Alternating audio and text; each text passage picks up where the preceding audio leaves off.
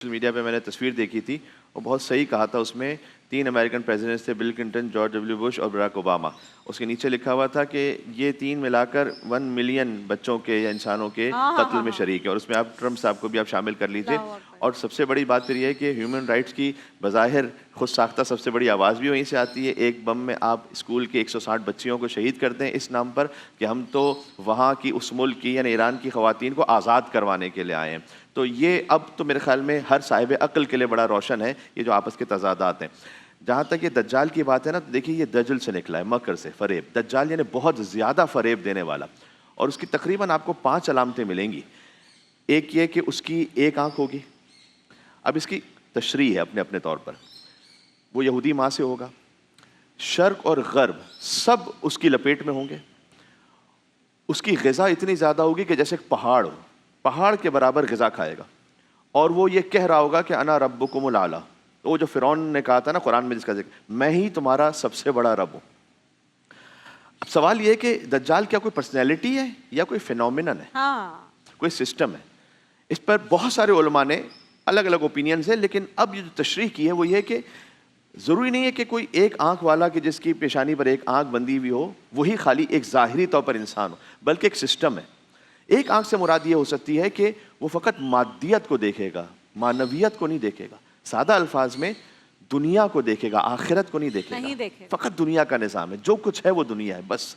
یعنی جس کو آپ کہہ سکتے ہیں کہ ایکسٹریم کمرشلزم، کارپوریٹ کلچر، جس میں روحانیت کا، اللہ کے ساتھ تعلق کا کوئی تعلق نہ ہو. صرف جو کچھ ہے وہ دنیا کی طاقت ہے بس، ابھی ہے، اس وقت ہے. یہ ایک آنکھ کا نظام. پھر اس کا جو نظام ہوگا وہ ایک یہودی ماں سے آئے گا، تو وہاں سے وہ سسٹم چلے گا. مشرق اور مغرب ہر ایک اس کے گھیرے میں ہوگا.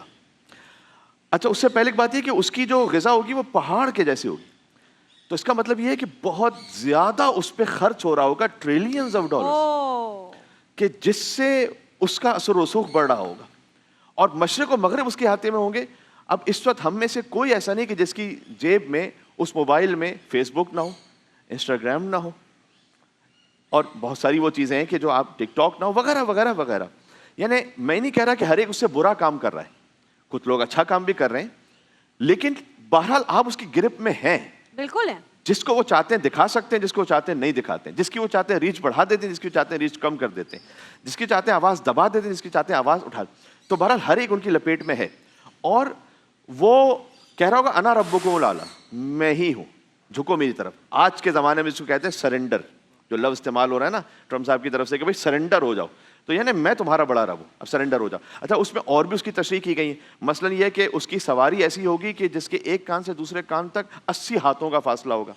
اب کیا یہ کوئی ظاہری سواری ہے یا نہیں، وہ کوئی اور سسٹم ہے؟ شاید آج کا پلین ہے کہ جس کے ایک کان سے دوسرے کان تک جو ہے 80 ہاتھوں کا فاصلہ ہے. اس کی ایک پہچان یہ بتلائی گئی کہ وہ اپنی سواری میں 40 دنوں میں پوری دنیا کا سفر کر لے گا. اب تو یہ اور بہت جلدی ہو گیا. اس کی ایک پہچان یہ بتلائی گئی ہے کہ اس کا جو ایک قدم ہے وہ ایک ایک میل کے برابر ہوگا. آپ پلین میں ایک ایک سیکنڈ میں ایک ایک میل چل رہے ہوتے ہیں.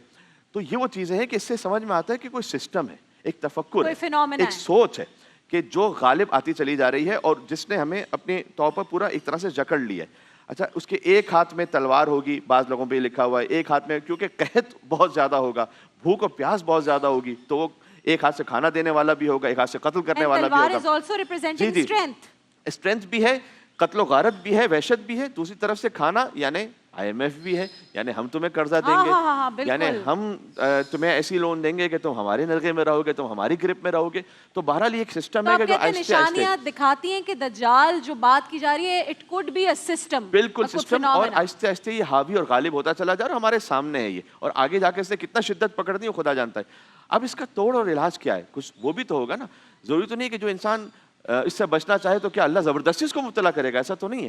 اس کے لیے کوئی دعا بھی ہے اور اس کے لیے کوئی نظام بھی. دیکھیں ان کا جو پورا نظام ہے نا، پہلی بات تو یہ ہے نا کہ وہ سود پر ہے.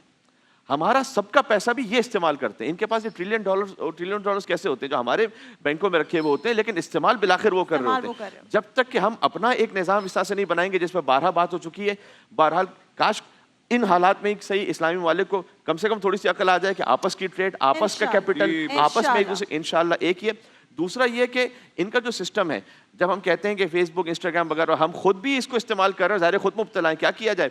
لیکن کیا ہمارا کوئی آلٹرنیٹ ہونا چاہیے یا نہیں ہونا چاہیے؟ اس لیے کہ اللہ تعالیٰ نے قرآن میں کہا ہے من کان فی ھذہ اعمی فہو فی الآخرۃ اعمی. ایک تو یہ کہ جو اس دنیا میں اندھا ہوگا آخرت میں اندھا ہوگا. یعنی اندھا ہونا خالی ظاہری اندھا ہونا نہیں ہے، اس کا مطلب ہے کہ جب آپ آج حقیقت کو نہیں دیکھیں گے تو وہاں جنت کو نہیں دیکھ پائیں گے. دوسرا آخری بات یہ کہ اللہ عز و جل نے کہا ہے کہ یا ایھا الذین آمنوا لا تقولوا رائنا. اس زمانے کے صدر اسلام کے مومنین سے جو وہ کہتے تھے رسول اللہ سے، جب رسول اللہ بات فرماتے تھے نا صلی اللہ علیہ وسلم، کہتے تھے رائنا، جو ہے نا تھوڑا رک کے مہلت ہمیں جو ہے نا وہ تھوڑا رعایت کیجیے ہمارے لیے. یہودی اس سے ایک اور فائدہ اٹھاتے تھے، لیکن ان کی لینگویج میں یہ کسی اور معنی میں استعمال ہوتا تھا. اللہ نے کہا یہ نہیں کہا کہ انظرنا، کہو مہلت دے دیجیے. یعنی جب آپ ایک چیز کو روکتے ہیں تو دوسرا سسٹم آتا ہے. تو آپ اپنے متبادل بنائیں.